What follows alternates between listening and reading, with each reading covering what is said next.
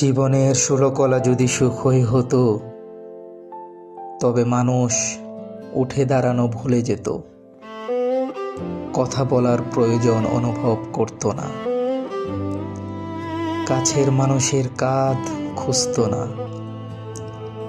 সময়ে অসময়ে আকাশ দেখত না, রোদ কিংবা বৃষ্টি ভালো লাগতো না, জ্যোৎস্নায় চাঁদ দেখত না, কারণে অকারণে একটা আশ্রয়স্থল চাইতো না, মায়ের কোলে গিয়ে গল্প শোনার বায়না করতো না, চোখ বন্ধ করে কোনো কিছু ভাবনা এনে তা অনুভব করতো না।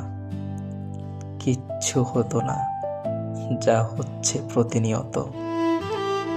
ষোলকলা যদি সুখই হতো, তবে মানুষ হয়তো মানুষই হতো না, কেমন যেন হয়ে যেত, হয়তো অনুভূতি শূন্য।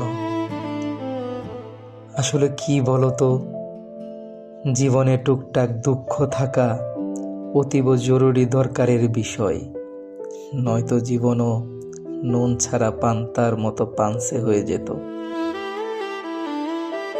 এই জন্যই দুঃখ পেলে আমাদের তা হাসি মুখেই গ্রহণ করে নেওয়া উচিত। অন্তত সুখটুকু প্রাণ ভরে উপলব্ধি করার লোভে পড়ে হলেও আমাদের তা হাসি মুখে গ্রহণ করে নেওয়া উচিত।